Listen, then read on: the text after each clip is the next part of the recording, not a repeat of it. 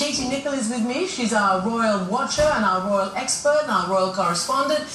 How disappointed are you that, in fact, they didn't just let us all wait for the typed message? Do you know what? I thought it was one of those antiquated things that we were going to be able to look forward to.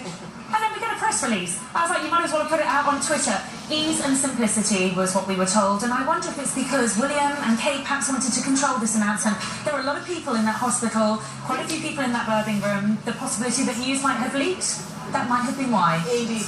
And, you know, it's incredible. As many people have said to us in these long, long weeks and days of waiting, a birth is a birth. And yet in this one, everybody's hanging on every single aspect of it. I mean, I don't even dare go into it, but everybody wants to know exactly how she gave birth. Did she have an epidural?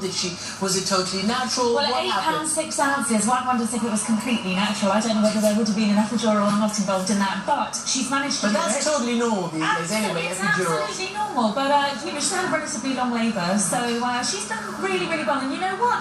The fact that it's a boy, she's ticked all the boxes, because traditionally, and before the changes to the legislation, she'd have had to have had a boy, really. Diana did it, the Queen did it, now Kate's and done as it. they say here in England, an heir and a spare. Yes. And that has been something that really for hundreds and hundreds of years, the royal family has really had to produce a boy and then another one just to be sure. But again, this would have been a first for the girl taking the line of succession.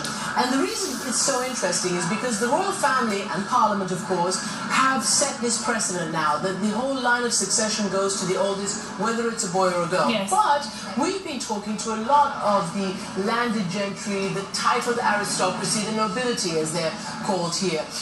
That has not yet happened in the nobility, in the lords and ladies, the earls, the countesses, the characters who populate Downton Abbey. They still have to have a boy to inherit the title, the assets, the castle. Unbelievably sexist in this day and age. You can't really believe that still goes on, but it does, and I think things will change. Of course, had this little baby been a girl, we would have seen her take the throne regardless.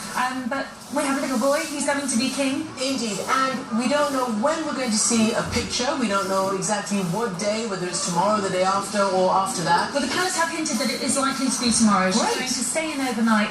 I suppose just to recuperate, to have some time to themselves, and also a very important bonding time with her baby. Once she's out, she's out. That hospital is a retreat for her at the moment. As all of us who had our firstborns know, it's an incredible moment, and of course we wish them so much love and happiness and all the best, and we send it back to you, John, right now.